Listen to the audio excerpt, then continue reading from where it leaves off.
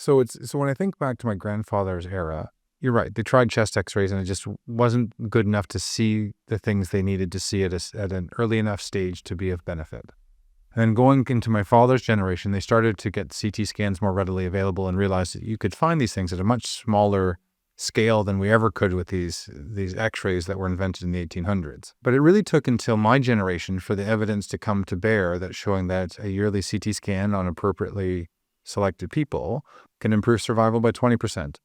And that is just unheard of in public health, the ability to identify disease and improve survival on that scale.